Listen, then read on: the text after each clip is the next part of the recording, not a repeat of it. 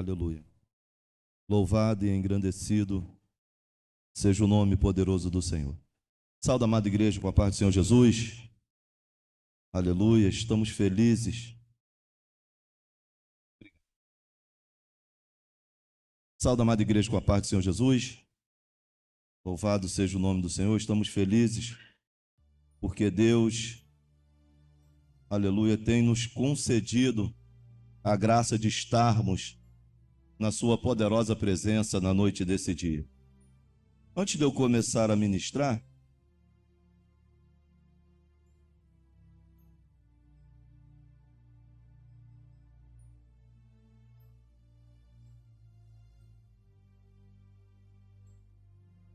aleluia.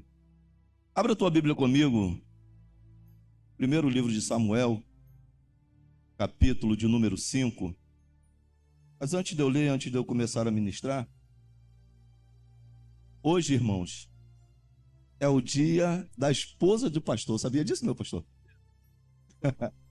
Hoje é o dia da esposa do pastor. Eu quero saudar, parabenizar todas as esposas dos pastores que juntamente conosco, labuta, ombreia conosco na pregação do evangelho, no louvor a Deus.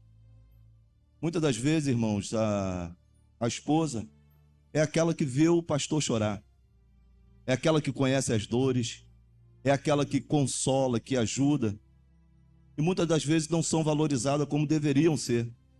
Então criaram esse dia, um dia mais do que justo, para que fosse valorizada essa peça gloriosa que Deus preparou para poder estar ao lado do pastor, na condução das ovelhas, tá?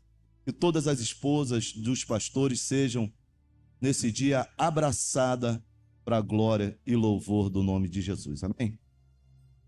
Todos acharam? Primeiro livro de Samuel, capítulo de número 5, verso de número 1, vai dizer assim: os filisteus, pois, tomaram a arca de Deus e a trouxeram de Ebenezer a Asdod. E os filisteus, pois, tomaram a arca de Deus e a trouxeram de Ebenezer a Asdod. Ao tom de 3, a igreja, todos juntos. 1, 2, 3. E a trouxeram de Ebenezer a Asdod. Somente até aqui a igreja pode tomar assento, para a glória em nome do Senhor Jesus. Louvado seja o nome do Senhor. Amados irmãos, eu estou estudando esse livro, primeiro livro de Samuel,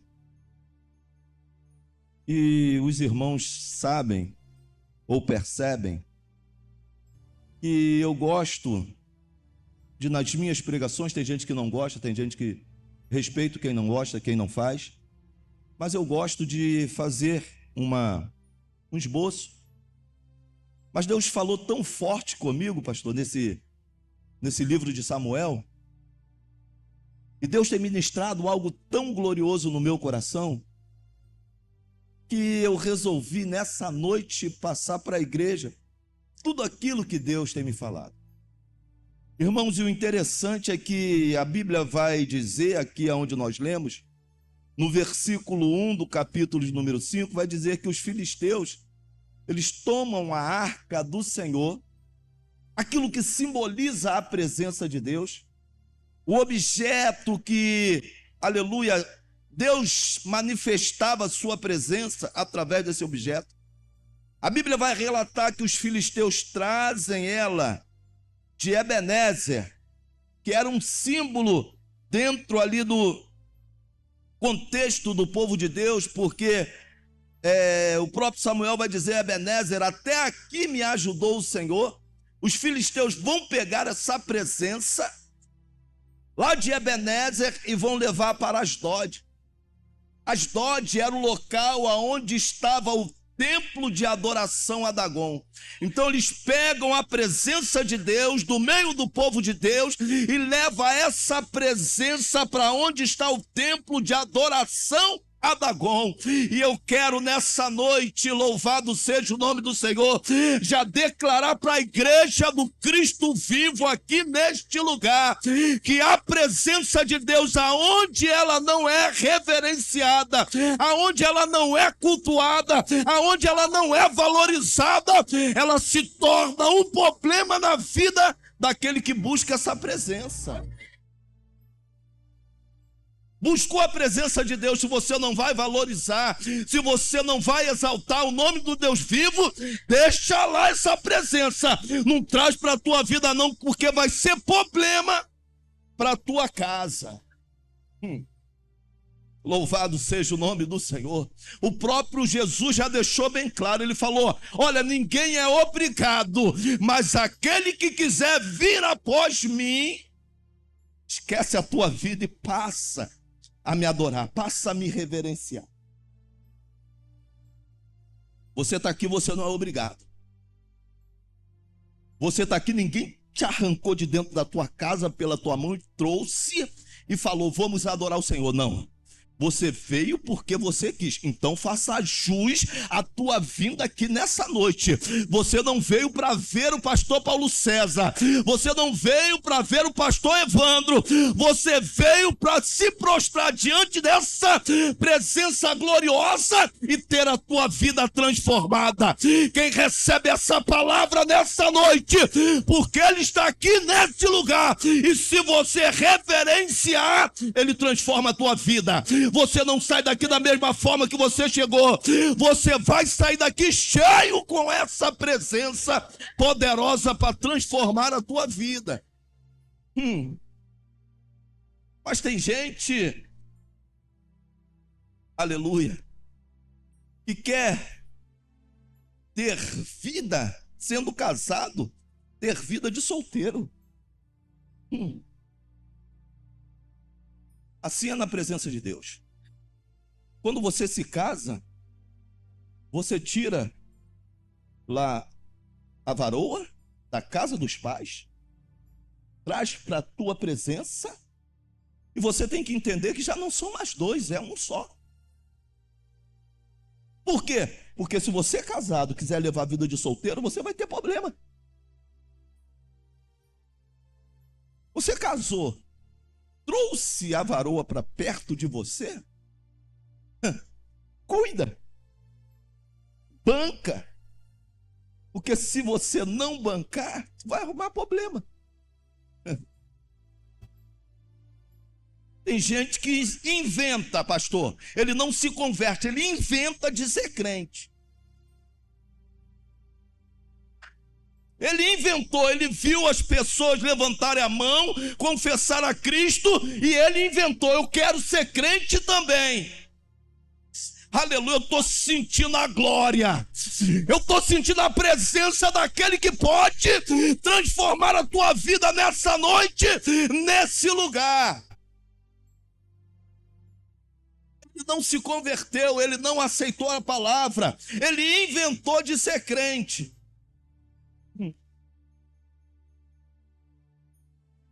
O cara que casou, ele tem que bancar.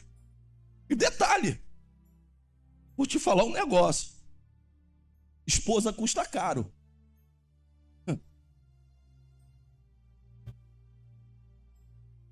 Esposa custa caro, irmão.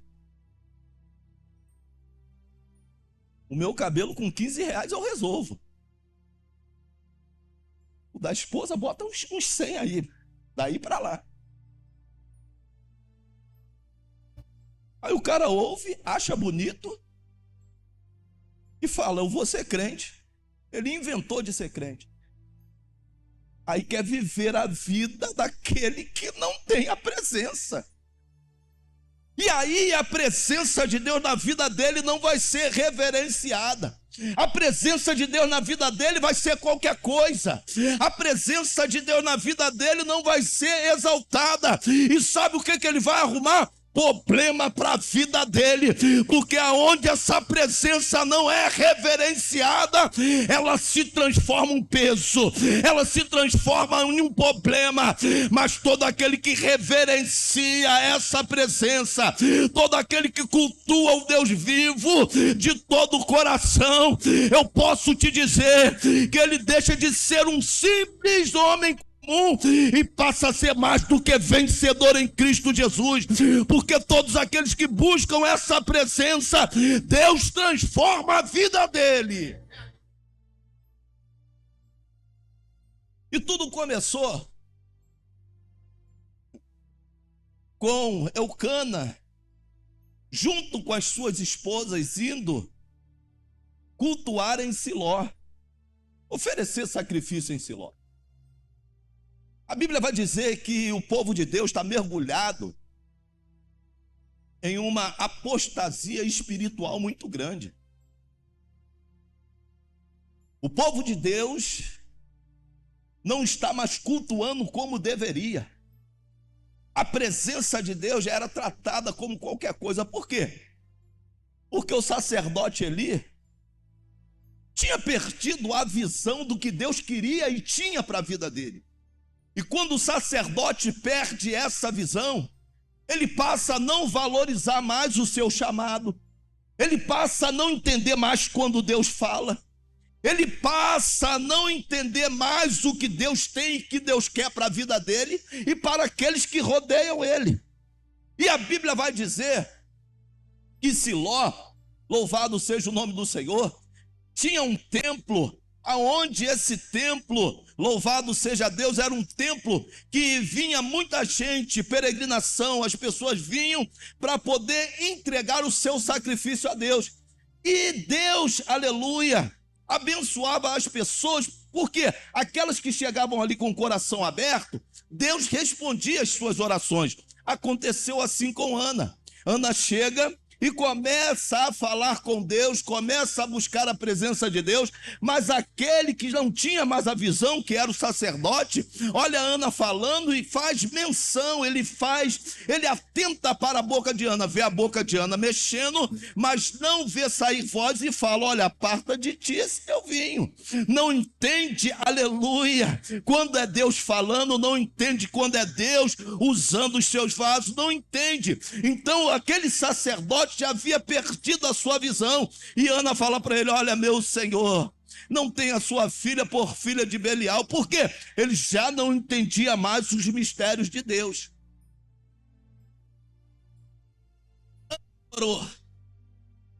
Ana honrou a presença que estava ali naquele lugar, mesmo tudo estando corrompido ao seu redor. E ela pede a Deus um filho. Deus concede a sua petição.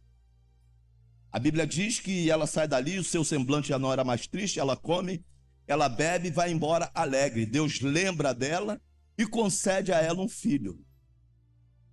E em meio à corrupção, nós estamos vivendo isso nos dias de hoje.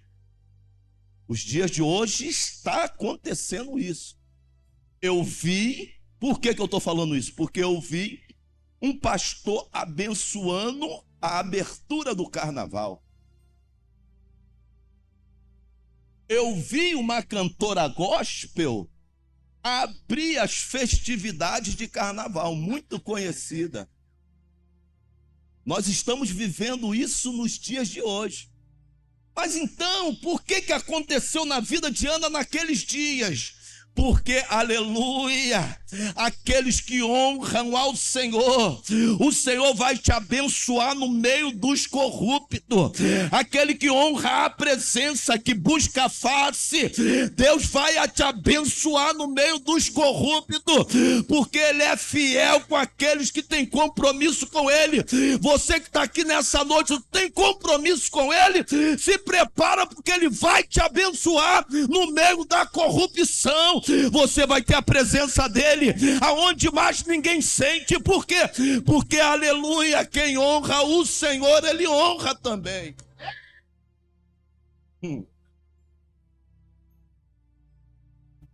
Samuel nasce. Ana vai e faz um cântico. E ela fala: olha, o meu coração se exulta no Senhor. Porque o Senhor mata, o Senhor faz viver. Ele joga lá embaixo, mas ele também tira da cova. E uma palavra que ela falou aqui, no capítulo de número 2, que alegrou o meu coração, foi: o homem não prevalecerá pela força do teu braço. Eu vi o testemunho do diácono aqui, ele chorando porque queria estar no culto. Esse que está aqui nessa noite, ele chorando em gratidão porque conseguiu estar aqui nessa noite. Quando muitos podem, mas não vêm. Quando muitos preferem ficar na sua casa. O varão estava chorando porque ele queria estar aqui e não podia. Mas ele chega para o seu líder e fala: ora por mim. A intercessão chegou lá. E Deus entrou com providência no meio dos corruptos. Porque aonde o laço foi armado, Deus entrou com livramento. Aonde prepararam a queda dele, Deus exaltou ele. Por quê? Porque quem tem compromisso, Deus honra. Quem honra o Senhor, Deus honra também. E ele não vai te deixar no esquecimento. Aí Ana fala: olha, não é pela força do teu braço que você vai prevalecer. Muitos estão usando, pastor, conhecimento. Muitos estão usando, aleluia, eu conheço fulano de tal. Eu sei quem é fulano de tal. Mas você sabe quem é Deus? Você sabe quem é Jesus? Você sabe quem é o autor da tua vida? Então honra quem pode te honrar. Não fique dependendo, aleluia, de exaltação humana. Porque hoje ele te coloca lá em cima, amanhã ele te joga no chão e te pisa. Mas o Deus que te levantar, ninguém pode te derrubar. Se Deus te chamou nessa noite, levanta a tua mão e glorifica. Levanta a tua mão e exalta. Porque aquele que ele levantar, não tem quem possa jogar no chão. Aquele que o homem exalta fica devendo favor. O homem me colocou lá naquela posição. Então se prepara que no momento oportuno ele vai jogar na tua cara que você só chegou lá porque ele te ajudou. E Ana fala: olha, eu não prevaleci pela força do meu braço. Foi Deus que me ajudou. Os dias vão se passando. Samuel vai crescendo. Todos os anos a sua mãe agora sobe a Siló para sacrificar e leva para ele uma túnica.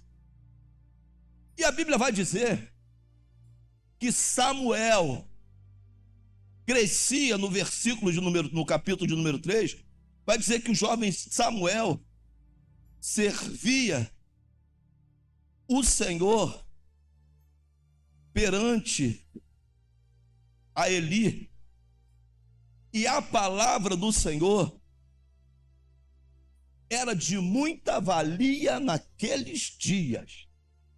Eu fui buscar isso, irmão. Eu fui buscar porque que naqueles dias a palavra de Deus era de muita valia. Por quê? Porque ninguém mais ouvia Deus falar. Que isso, pastor? Ninguém mais ouvia Deus falar. Aonde tem corrupção, você não vai ouvir a voz de Deus. Aonde a presença de Deus não é honrada, você não vai ouvir Deus falar. Aonde essa palavra não é valorizada, aleluia, você não vai ouvir Ele falar contigo. Aleluia. Samuel, jovem Samuel, servia ao Senhor perante Eli.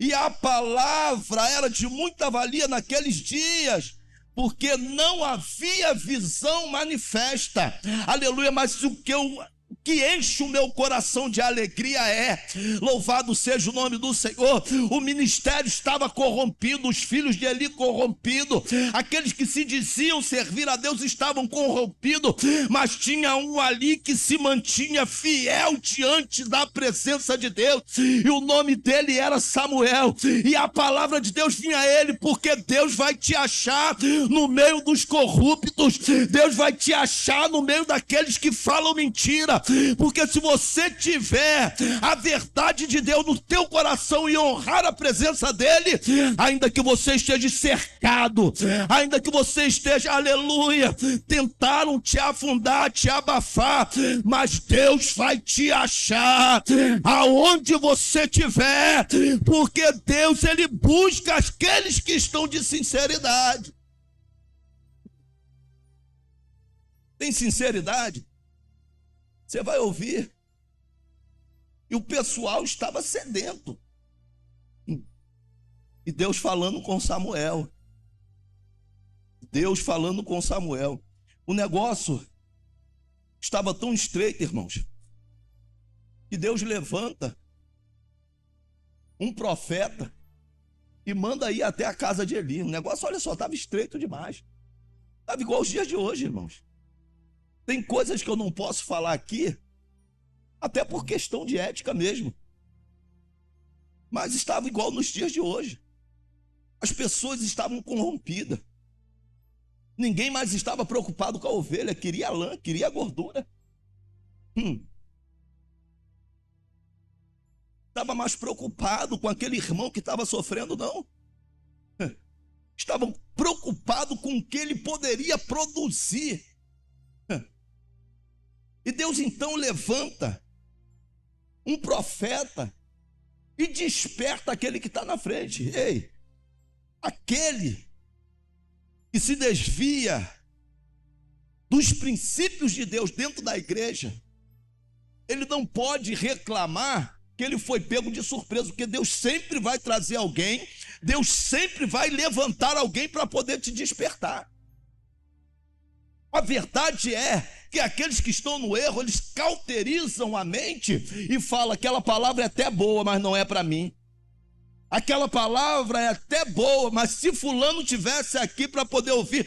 Ei, não fica preocupado com quem não está aqui não. Se Deus te trouxe nessa noite aqui, é porque Ele quer falar contigo. Porque se Ele tivesse falar com quem ficou em casa, eu duvido que Ele estaria em casa.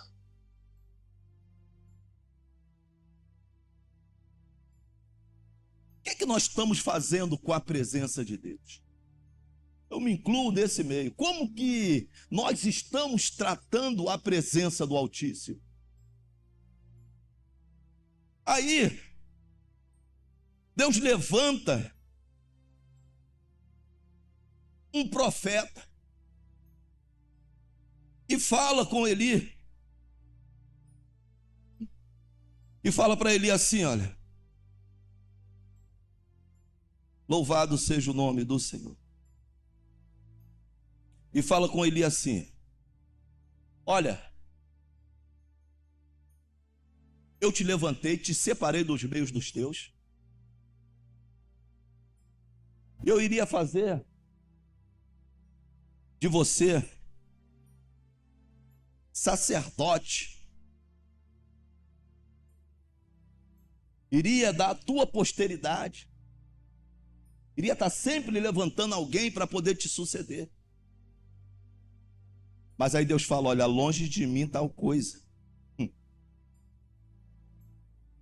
Longe de mim tal coisa. Diz assim, ele disse: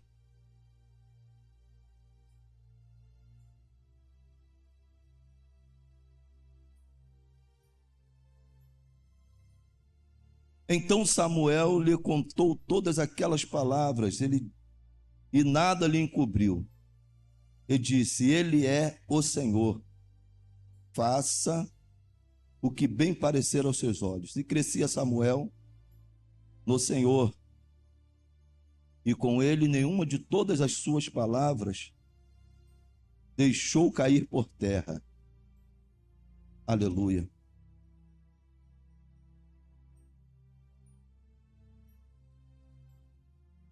Nenhuma das palavras de Samuel ele deixou cair por terra.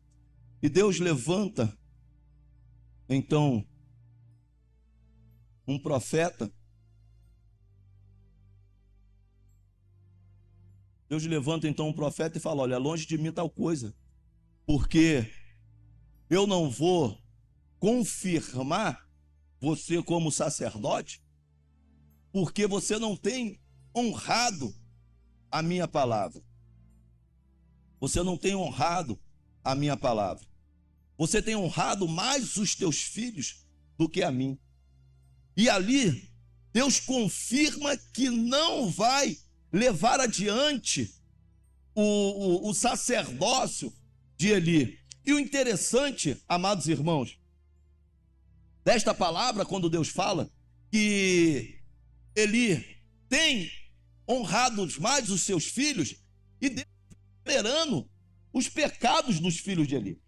A Bíblia diz que os filhos de Eli eram homens de Belial, olha só, filhos de sacerdotes sendo preparados para ser sacerdote, mas agora, por eles não honrarem aquilo que Deus colocou na mão deles, Deus os teve por filhos de Belial. E a Bíblia vai nos relatar, amados irmãos, que os filhos de Eli, eles iam, aleluia, até o templo, quando as pessoas vinham para poder oferecer o sacrifício ao Senhor, meu pastor. A Bíblia diz que eles pegavam o garfo de 3 pontas, porque garfo de 3 pontas não é arma de sacrifício a Satanás, não. O garfo de 3 pontas não é do diabo, não. Era um artefato usado, aleluia, para poder sacrificar o Senhor. E o sacerdote, ele tinha parte nas ofertas. Então, os sacrifícios cozidos, o sacerdote pegava o garfo de 3 pontas, enfiava na panela, rodava e trazia. E o que vinha era o melhor do sacrifício, e aquilo era oferecido para o Senhor. Mas os filhos de Eli não. Os filhos de Eli pegavam a parte do Senhor, a melhor parte ficava para eles. Aleluia, eles davam para o Senhor o que sobrava. Louvado seja o nome do Senhor. A Bíblia vai dizer que os sacrifícios que vinham com os animais para serem imolados, a Bíblia diz que eles... E ainda aqueles que iam oferecer, falavam assim, olha, oferece a gordura para o Senhor, oferece a parte que é de direito do Senhor. Ele falava, não, eu quero a parte que pertence a Deus, e se você não me der, está escrito na palavra, eu vou pegar por força aquilo que pertence ao Senhor. Amados irmãos, vocês que estão aqui nessa noite, o pior pecado que o homem pode cometer é um pecado consciente. Ele sabe que está errado, ele sabe que não pode fazer aquilo, ele sabe que aquela parte pertence a Deus, mas ele quer pegar a parte que pertence a Deus. Não sei se é para afrontar ou se é para poder diminuir o Deus que ele serve, para poder dizer, Senhor, eu posso fazer, Senhor, está aqui, é seu, mas eu vou tomar para mim. Amados irmãos, a Bíblia diz, aqueles que me honram, eu honrarei, diz o Senhor, mas aqueles, aleluia, que me desprezam, serão envelhecidos. Não é envelhecidos não, tá, irmãos? É envelhecido. E sabe o que significa essa palavra? Envelhecido. Envelhecido significa aquilo que é vil, aquilo que é desprezível. Se você honra, se eu honro, ele vai me honrar, diz a palavra dele. Mas se eu desprezo, eu sou vil, eu sou desprezível se eu desprezo a ele. Então os filhos de Eli cometeram pecados conscientes. A Bíblia diz que as mulheres chegavam no templo para poder adorar, e os filhos de Eli tomavam aquelas mulheres e estupravam as mulheres, ao ponto que o Senhor falou, olha, eu vou matar os filhos de Eli. Os pecados federam tanto as narinas do Senhor, que o Senhor falou: vou matar eles. E ele manda um recado através do profeta, fala: olha, os dois vão morrer no mesmo dia. Naquela época, sacerdote não morria em batalha não, irmãos. Mas Deus preparou para os filhos de Eli, Hófni e Finéias uma recompensa por todos os pecados que eles cometeram. Tem pecado consciente? Deus prepara a recompensa.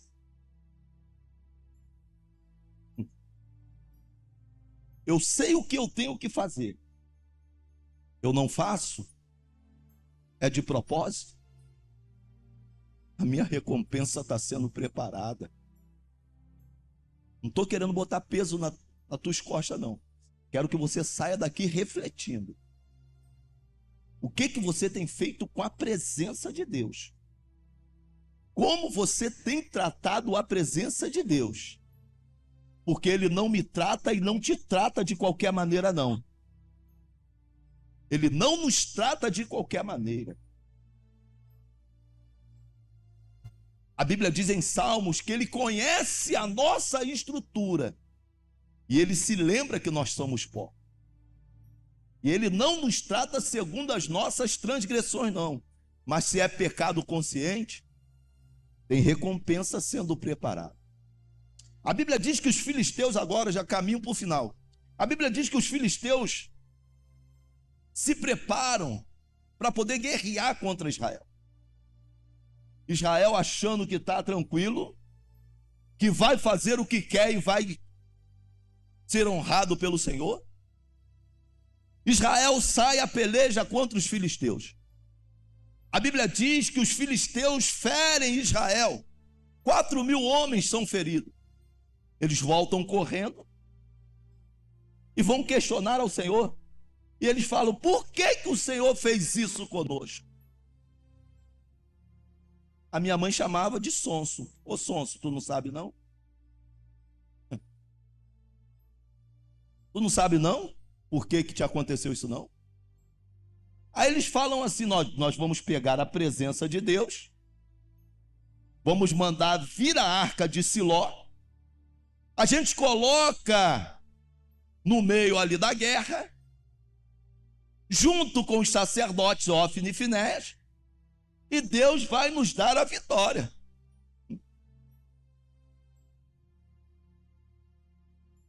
Você não está bem com Deus, irmãos? Não entra na peleja não, porque você vai se dar mal. Bem com Deus, pô, fico enxerido, estou bem com Deus. O que eu fizer, Ele vai me honrar, porque a palavra dele diz isso. Agora, se eu trato Ele de qualquer maneira, eu vou querer arrumar problema? Por isso que nós vemos, pastor, eu vou falar aqui.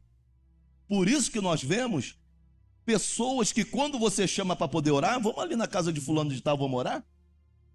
Não vou entrar nessa peleja não. Não vou arrumar seta para a minha vida não. Como é que é esse negócio? Tu vê crente passando em encruzilhada pedindo licença. Vê um despacho, pede licença para passar na encruzilhada.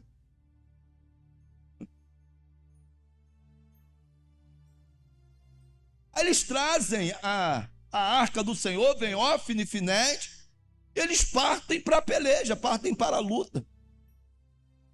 A Bíblia diz que naquele dia, 40.000 homens de Israel foram mortos. A arca do Senhor foi roubada, foi levada de Israel. Aquilo que eles estavam se gabando, nós temos a presença de Deus, nós estamos com a presença de Deus, mas mal eles sabiam que pelo que eles faziam, a presença de Deus já não estava com ele há muito tempo. Muita gente está dentro da igreja, aleluia, se enganando, porque a presença de Deus já não é mais com ele, pelas atitudes que ele toma, pelos pecados que ele comete, mas ali louvado seja o nome do Senhor. A arca do Senhor foi levada, foi roubada, foi tirada de Israel. 40.000 homens morreram inclusive Ofni e Finéias. Aqui é o caminho para o final. Mas eles cometeram um erro. Por quê? Eles pegam a presença de Deus, tiram de Ebenezer, levam para Asdod, colocam a arca de Deus de frente com a estátua de Dagon. Porque antigamente, quando um exército vencia outro exército, eles pegavam o que simbolizava a fé daquela nação que eles venciam. E o que simbolizava a fé da nação de Israel era a arca, que simbolizava a presença de Deus. E eles levavam aquilo que simbolizava a fé e colocava diante do seu Deus para poder humilhar aquele Deus daquele povo a qual eles venceram. Ou seja, eles estavam dizendo: olha, nós vencemos o teu povo e você não pôde defender o povo que nós vencemos. Eles colocavam aquilo que simbolizava a fé diante do Deus deles para poder humilhar. E assim eles fizeram. Pegaram a arca da aliança, levaram para Asdod, entraram no templo de Dagon e colocaram a arca que simbolizava a presença de Deus diante da estátua de Dagon. Só que Deus não se deixa escarnecer. De Deus ninguém zomba, irmãos. Dessa presença que está aqui nessa noite, ninguém zomba, ninguém escarnece, ninguém fala mal dessa presença que está aqui nessa noite, para poder encher a minha vida e encher a tua vida, para que nós venhamos sair daqui dizendo que nós somos mais do que vencedores em Cristo Jesus. O erro deles foi esse: colocaram diante de Dagon. E a Bíblia vai dizer que pela madrugada eles levantaram, ouviram um barulho e levantaram. E Dagon estava prostrado com a cara em terra diante da arca da aliança. Eles ficaram sem entender nada. Colocaram Dagon novamente de pé, de frente da arca. Mais uma vez, eles levantam pela madrugada e agora Dagon está com a cabeça cortada e as mãos cortadas. A Bíblia diz no limiar da porta, ali na entrada da porta. Aleluia. E eles entendem: olha, nós arrumamos um problema.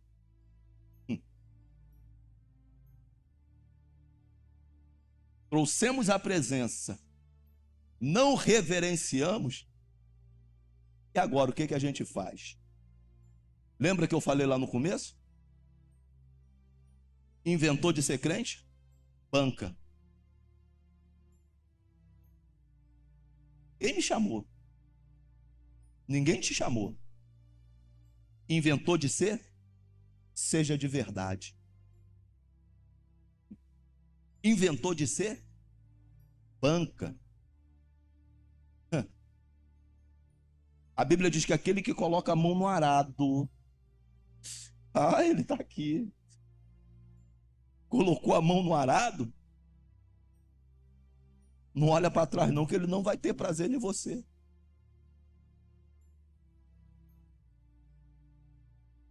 Eu tenho um consenso de: é melhor não conhecer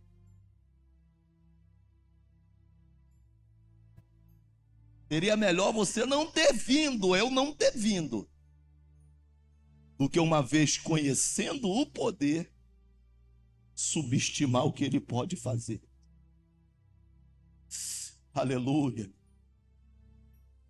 Será que Deus pode? Uma vez conheceu, creia que ele vai te honrar. Uma vez entrou, banca. Estou sofrendo, mas estou sofrendo com Jesus. O armário está vazio, mas eu estou na fé. O armário está vazio, mas eu estou cheio. Amanhã ele vai prover. A Bíblia diz: eu nunca vi um justo desamparado ser, e nem a sua descendência mendigar o pão. É melhor sofrer com ele, aleluia, do que sofrer sem ele. Sofrendo com ele, no momento certo ele vai te exaltar, no momento certo ele tira a vergonha, no momento certo, meu Senhor da glória, no momento certo ele te exalta. Levou para Asdod. Quando ele chega em Asdod, começa. O povo é ferido de hemorroida. Começa a vergonha, começa o problema. Os ratos começam a consumir a terra. E eles de Asdod falam: olha, não vamos poder ficar com a presença de Deus aqui não. Manda para a cidade do lado. Mandaram para Ecrom. Chegou lá em Ecrom, os moradores começaram a morrer de hemorroida. Tu consegue imaginar isso? Eles foram atacados de hemorroida, começaram a morrer. Os ratos consumindo a terra. Aí eles pegam de Ecrom e falam: olha, vamos mandar para Gate. E começou aquela batata quente. A presença de Deus se transformou para os filisteus uma batata quente. Ninguém sabia o que fazer. Manda para Gate. Chegou em Gate, o negócio começou a ficar estreito. Manda para Asquelon. Mandaram para Asquelon, o negócio ficou mais estreito ainda. E o falou: o que nós vamos fazer agora? Aleluia. Trouxe a presença, é o que eu estou falando aqui. Trouxe a presença à banca, irmão. Aleluia, louvado seja o nome do Senhor. Trouxe a presença, não olha para trás. Trouxe a presença, eu estou sofrendo, mas eu estou sofrendo com a presença. Trouxe a presença, eu vou honrar essa presença, para que o Deus Todo-Poderoso, a mão dele possa se mover em meu favor, e os meus inimigos serem abatidos. Ei, você nessa noite que chegou aqui nesse lugar, se você honrar essa presença que nessa noite ele derrama sobre a sua igreja, não vai ter inimigo que vai ficar de pé, não vai ter, aleluia, guerra que você não vai vencer, não vai ter, meu Senhor da glória, vitória que ele não te conceda, porque aqueles que me honram, eu honrarei, diz o Senhor dos exércitos. Eles falaram: olha, devolve. Para nós, não temos essa opção. Pastor, eu estou aqui nessa noite, mas eu não sou crente. Ouviu a palavra. Não é mais inocente. Pastor, eu vim aqui porque eu sou simpatizante. Então, a partir de hoje, você vai passar a ser filho. Basta você tomar uma decisão. Honra essa presença, porque ele está voltando. Honra essa presença, porque está difícil com ele, imagina sem ele. Não temos a opção de voltar atrás, como os filisteus voltaram. Eles falaram assim: olha, nós vamos devolver a presença dele. Mas não devolve vazio, não. Vamos fazer uma oferta para expiação da culpa. Eles fizeram ratos de ouro e hemorroidas de ouro, colocaram na arca e mandaram devolver essa arca. Eu estou correndo porque nós não temos tempo. A arca foi devolvida. Chegou em Kiriat Jearim, os moradores de lá, já conhecendo o que era a arca, pega e faz, sabe o que, irmãos? Vou tratar de qualquer maneira. Não vou ter reverência, é sagrado? Pô, mas os filisteus levaram. É sagrado, mas os filisteus roubaram. Não vou ter a reverência que é necessária. Vou olhar dentro da arca, sabendo que não podia olhar dentro da arca. Todo aquele que olhava dentro da arca morria. 50.070 homens olharam na arca. 50.070 homens morreram. Por quê? Conheciam e sabiam que não poderia tocar na presença do Senhor de qualquer maneira. Ficaram tristes. Mandaram chamar lá os sacerdotes vieram. Aí trataram com um pouco mais de referência. e mandaram para a casa de Abinadab. Na casa de Abinadab ficou 20 anos sem ser reverenciada, tratada como algo natural. O que aconteceu na vida de Abinadab? Nada. 20 anos com a presença de Deus dentro da casa, sem que houvesse uma mudança. Por quê, irmão? 20 anos, aquilo que simbolizava a presença de Deus para uma nação, dentro da minha casa, e nada acontece. Eu vou te fazer uma pergunta, não precisa me responder não. Tu conhece um crente que a vida dele não muda? Tu conhece um crente que ele era de uma forma antes de conhecer a Deus e ele continua sendo da mesma forma? A vida dele não tem mudança. Vivia na miséria, continua na miséria. Vivia na mentira, continua na mentira. Vivia perdido, continua perdido. Só que agora um perdido com nome de cristão. Olha só que vergonha. Por quê? Como que você tem tratado a presença? O que a presença de Deus significa para você? Talvez a arca ficou lá com os filisteus, perdeu o poder, parou de funcionar. Por isso ficou na casa de Abinadab 20 anos e nada aconteceu. Não, mas aí Davi inventa de levar a arca para Jerusalém. Não transporta do jeito que era, Uzá morreu, eles pegam a arca, levam para a casa de Obed-edom. 3 meses, irmãos. A vida daquele homem foi transformada pela presença de Deus que estava naquela arca. Deus não precisa de muito tempo para poder transformar a tua vida. Deus não precisa de uma eternidade para fazer um milagre na tua vida. Se você honrar nessa noite, você sai daqui de posse do teu milagre, com a tua vida transformada. Por quê, pastor?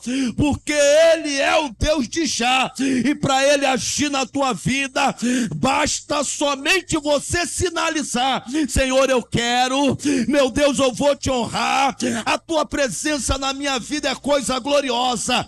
Quem se sente dessa forma nessa noite? Quem recebe essa palavra nessa noite? O que essa presença representa na tua vida?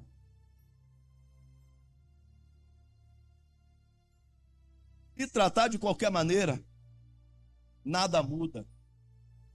Mas se honrar, se prepara, porque vai faltar tempo para você contar as bênçãos e as vitórias. Por quê? Porque ele disse: eu, o Senhor, não mudo. Por isso vós, filhos de Jacó, não sois consumidos. Então a presença de Deus que era lá, continua sendo hoje. O que mudou? Eu e você. Mas se você e eu voltarmos a honrar e a valorizar, tem bênção de Deus para a nossa vida, no nome de Jesus. Eu não vou mais adiante. Até aqui me deu o Senhor. Mas antes de eu entregar o microfone a quem de direito, queria saber nessa noite se tem alguém que ouviu essa palavra e abriu o coração e vai deixar Deus entrar e fazer a mudança. Tem alguém nessa noite para o Senhor? Tem alguém nessa noite que recebeu essa palavra e falou: não, eu preciso dessa presença. Eu preciso honrar dessa forma porque eu estou precisando ter um compromisso com Deus. Tem alguém nessa noite? Levanta do seu lugar, vem aqui na frente e nós estaremos orando por você. Tem alguém? Pastor, eu até quero e preciso, mas eu estou com vergonha. Vergonha é ouvir uma palavra dessa, sair daqui e perder a sua salvação. Por que, pastor, que o senhor está falando isso? Porque eu não sei o dia nem a hora que ele vem. Esse culto, apesar de estar caminhando para o final, ele pode não terminar. Jesus pode voltar antes. Se ele voltar, você está preparado? Com quem você vai passar a tua eternidade? Se Jesus voltar agora, a quem está encomendado a tua alma? Você vai com Cristo para as bodas do Cordeiro ou vai para o sofrimento eterno? Levanta do teu lugar, vem aqui na frente. Não perca essa oportunidade, porque ela pode ser a última. Nós não sabemos o dia e nem a hora em que o Filho do Homem vai vir buscar a sua igreja. Tem alguém para Jesus nessa noite? Todos aqui já são cristãos?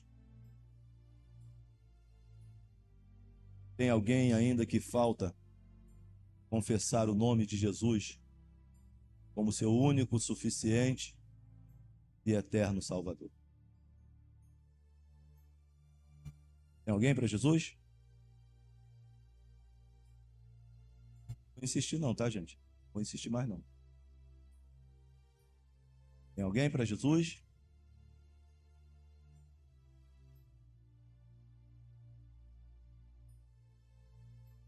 Se tem e não tomou a sua decisão aqui nessa noite, que o Senhor possa te conceder uma nova oportunidade, e assim eu agradeço essa rica oportunidade em nome de Jesus.